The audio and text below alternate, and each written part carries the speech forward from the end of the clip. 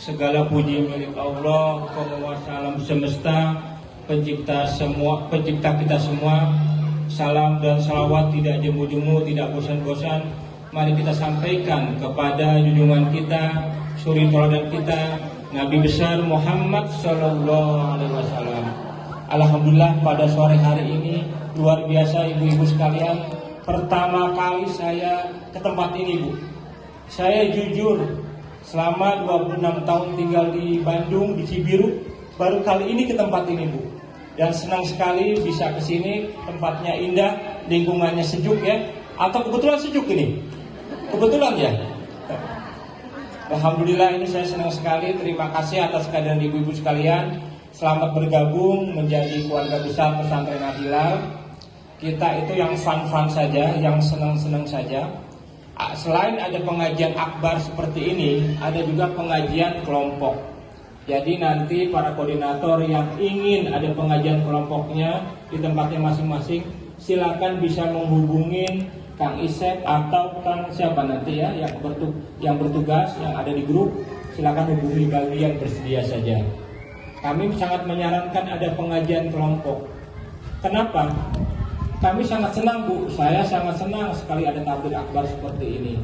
Tapi pengalaman kami, kalau tabligh akbar seperti ini, ikatan antar anggota kurang kuat, Bu.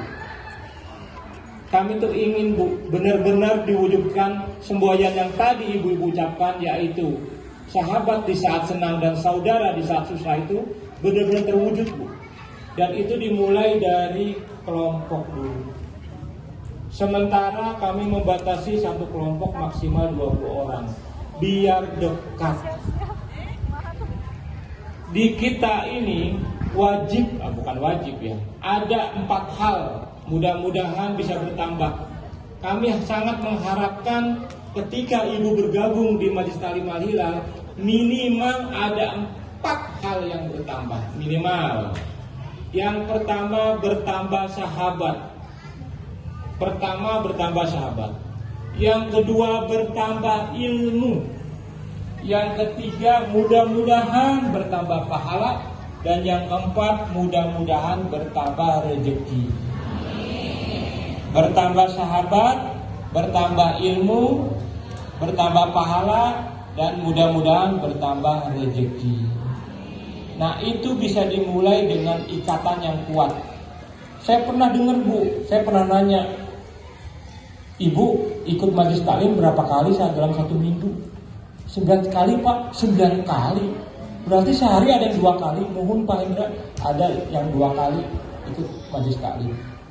Tapi Ibu kenal dengan anggota majelis taklim yang lainnya? Enggak.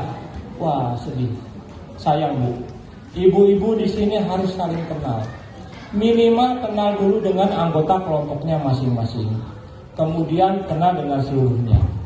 Insya Allah sesekali kita mengadakan tabligh atau silaturahmi se-Bandung dengan Majelis Ta'lim Al-Hilal yang lainnya. Per hari ini, Bu, data kami itu ada 6 ribuan anggota Majelis Ta'lim Al-Hilal di seluruh kecamatan yang ada di Kota Bandung. Jadi ibu-ibu, kalau tadi pagi kita itu baru saja mengadakan tabligh akbar seperti ini, jumlahnya 2.100, Bu, yang datang. Penuh tempat ini sampai ke belakang ini kalau pakai tempat ini. Se-Cibiru, hanya sekecamatan Cibiru. Tapi Cibiru memang sudah bertahun-tahun. Ini baru pertama kali ya. Mungkin setahun 2 tahun lagi ini nggak cukup ini mungkin tempatnya mudah-mudahan. Makanya dengan manfaat-manfaat seperti itu yang penting kita senang-senang aja ya. Itu ajak, Bu, teman-temannya untuk bergabung dalam anggota Majelis Ta'lim Al-Hilal.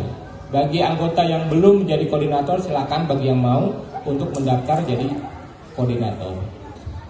Saya mau cerita sedikit deh, Bu.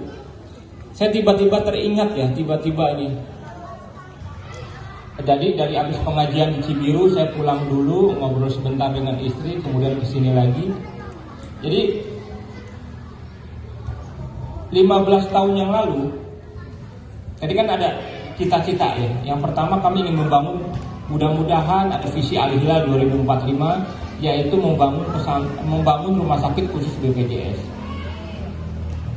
15 tahun yang lalu kami punya kejadian, Bu. Jadi setiap cita-cita itu biasanya kita ada kejadian ya. 15 tahun yang lalu, saya agak merinding tangan saya ini. 15 tahun yang lalu mertua saya itu sakit, Bu. Mertua saya sakit, beliau kena sakit batu empedu. Pas sakit, beliau tuh ingin datang ke Bandung. Beliau tinggal di Semarang, ingin ke Bandung dulu. Akhirnya ke Bandung, 1 minggu kemudian pulang lagi ke Semarang. Pas sampai Semarang, beliau sakit. Pas diperiksa ke dokter, ternyata adalah sakit batu empedu. Kata dokter harus dioperasi. Saya sangat sedih sekali. Kenapa? Secara finansial, saya waktu itu memang belum terlalu mapan ya. Tapi insya Allah cukup lah. Kalau harus misalnya jual rumah, jual mobil untuk pakai non asuransi gitu. Tapi takdirnya karena memang pakai mohon maaf banget itu, akhirnya seperti itu. Ya saya sedih banget dan ingin protes tapi bingung ke siapa. Kemudian pernah kejadian juga, anak saya umur 1 tahun, malamnya tiba-tiba kejang.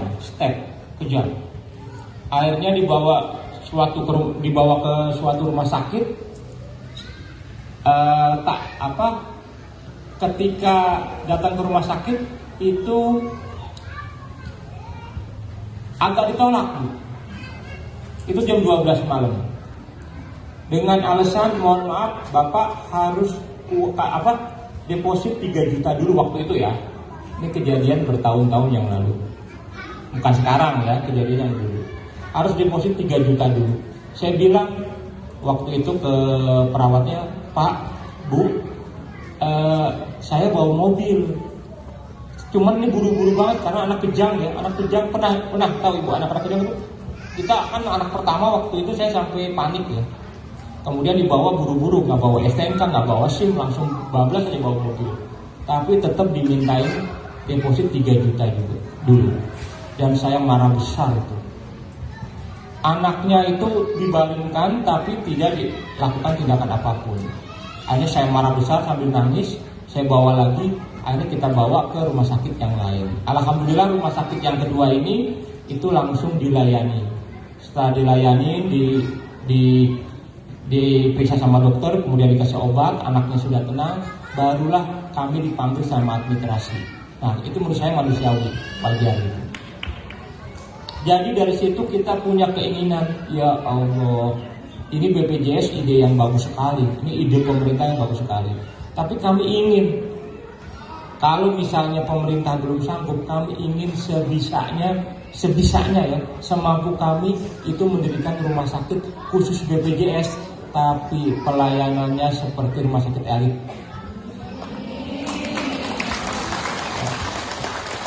Wallahu alam, tapi kami targetin itu sebelum Al-Hilal itu usianya berapa ya? 2045 itu berarti 40 tahun ya. Itu sebelum Al-Hilal usianya 40 tahun kita bisa membangun rumah sakit itu. Apabila saya nggak sanggup karena faktor umur, misalnya tiba takdir Allah dipanggil oleh Allah, itu saya berharap anak saya akan meneruskan. Kalau anak saya nggak sanggup, oleh cucu saya. Makanya Al-Hilal itu diambil dari nama anak saya, Bu.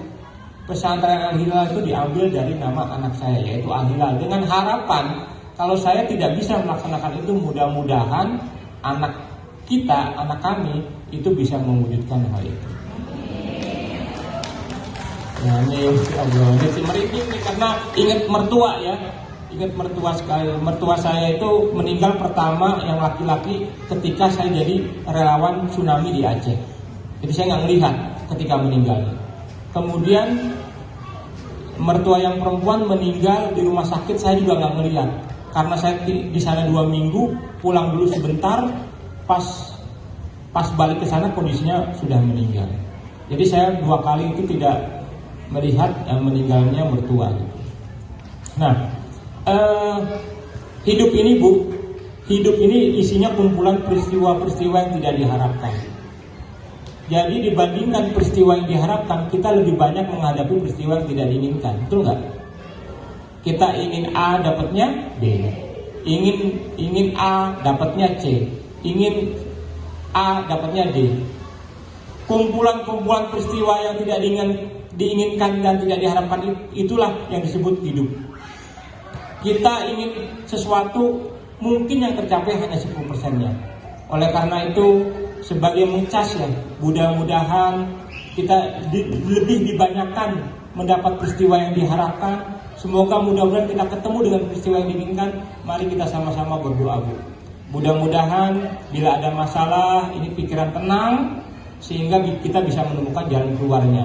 Diberikan kekuatan oleh Allah untuk diberikan jalan keluarnya. Bagi ibu-ibu yang punya hajat, mudah-mudahan terkabul. Mudah-mudahan setelah doa ini keluarga jadi rukun, Bu. Jadi keluarga sakinah mawaddah warahmah, suami yang mungkin agak-agak galak gitu, kemudian jadi agak enak gitu. Mari ibu-ibu kita tenangkan hati kita mulai dengan doa bersama. Doa ini disusun dari hadis-hadis Nabi, jadi bukan dari perkataan orang.